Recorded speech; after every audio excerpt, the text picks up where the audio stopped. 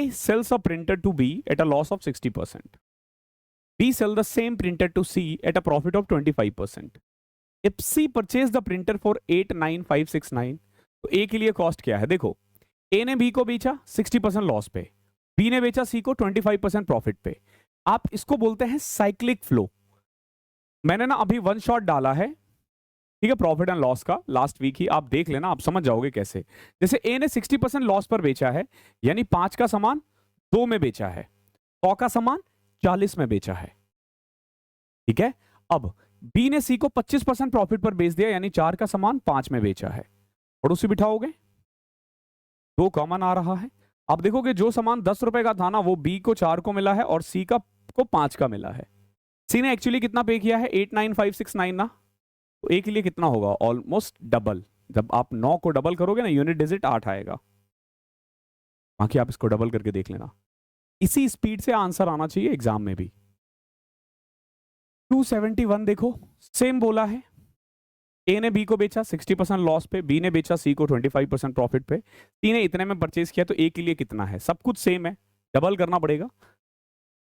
जब आप 6 को डबल करोगे तो 12 आएगा।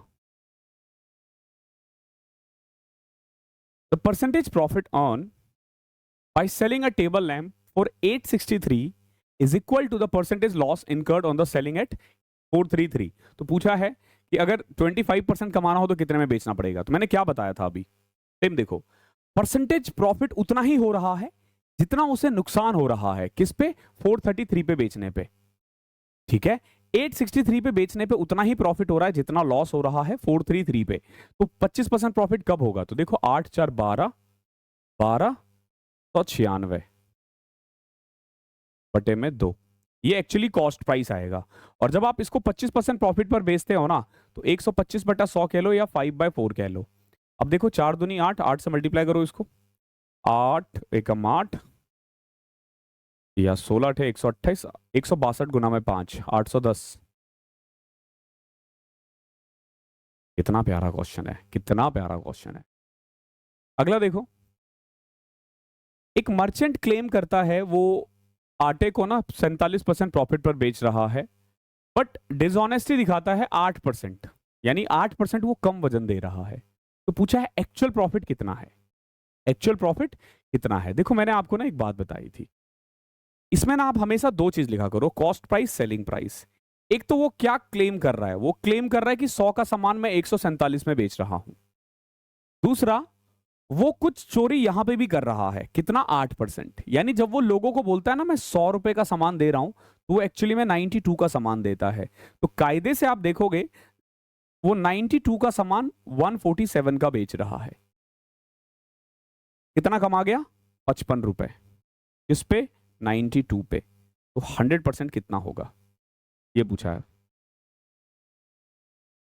ठीक है। राउंड ऑफ द आंसर पूछा, नियरेस्ट होल नंबर, तो 92 इंटू में 6, नहीं 60 से थोड़ा कम ही है, 540 12, 552, 60 से थोड़ा कम है यार, थोड़ा ही कम है, ज्यादा कम नहीं है, ठीक है। 60 के अप्रॉक्स है, क्योंकि देखो 55 इतना क्लोज तो नहीं आएगा, तो नियरेस्ट यही आएगा। वरुण ने कुछ इरेजर खरीदे हैं 150 पर डजन के हिसाब से। ही sold at the rate of 18 पर इरेजर, इस प्रॉफिट परसेंटेजेस, पूछा कितना प्रॉफिट होगा। देखो 18 रुपए का एक बेचा है, खरीदा था 150 रुपए में 12 पीस। जब बेचने की बारी आई ना, 18 रुपए का बेच रहा है, तो 12 पीस कितने का बेचेगा? 216 का। बताओ कितना कमा गया? 66, किस पे? 150 पे, 2 में 100, देखो 2/3, 44%। ये इजी इजी क्वेश्चन है। अब देखो, फाइंड द सिंगल डिस्काउंट, ये वाले डिस्काउंट आप इजीली फाइंड कर सकते हो, इजीली फाइंड कर सकते हो। कैसे? देखो 20% है, यानी 5 का सामान 4 में, 25% का मतलब होता है 4 का सामान 3 में, और 15% का मतलब होता है 20 का सामान 7 में। एक्चुअली में 100 रुपए का सामान ये 21 में बेच रहा है, सॉरी 17 में। तो एक्चुअली में 100 का सामान 51 में बेच रहा है, तो 49% का डिस्काउंट हो गया। देख रहे हो कितना आसान है ये? यहां देखो, the mark price of a jacket is 4000 during a festive sale, two successive discount of 32 and 22% are given, what is the final price after both the discount and what is the effective percentage discount. देखो अच्छी बात क्या है ना, कि तीनों में ना सेलिंग प्राइस अलग अलग है, तो आप डायरेक्ट सेलिंग प्राइस निकाल सकते हो। पता है कैसे? देखो 4000 रुपए का था, पहला डिस्काउंट दिया 32%, यानी जो भी प्राइस है उसका 68% पे करो। ठीक है, जैसे 32% का डिस्काउंट है तो पहला 32 के बाद 68% दे दो, फिर अगला डिस्काउंट है 22%, 22% यानी कि 22% यानी कि आप 78% पे कर दो। एक तरीका तो ये हो गया। एक तरीका है, क्योंकि चारों ऑप्शंस अलग अलग है, तो आप डायरेक्ट सक्सेसिव का फॉर्मूला अप्लाई कर दो। क्या? A plus B minus A B by 100। तो यहां देखो 32 प्लस 22 इंटू में 32 गुना 22 बटे में 100।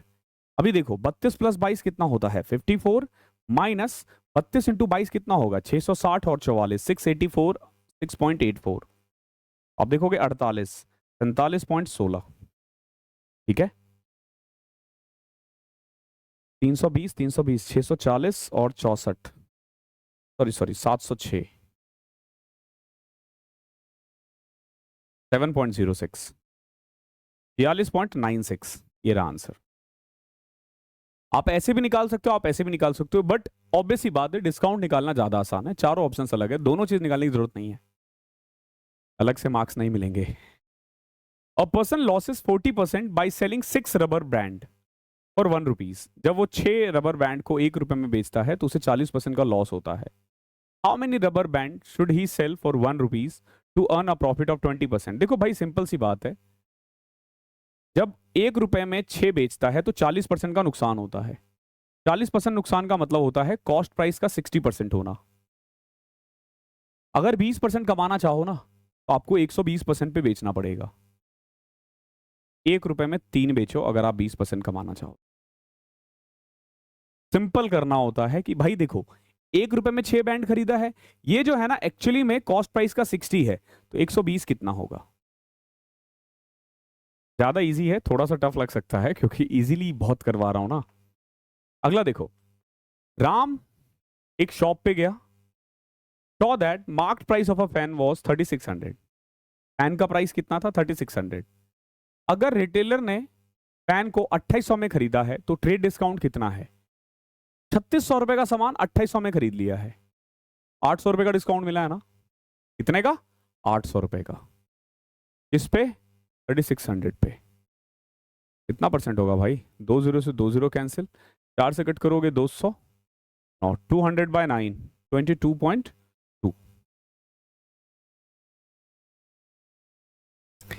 By selling an item at 2 by 5 of actual selling price, Manav incur a loss of 24%.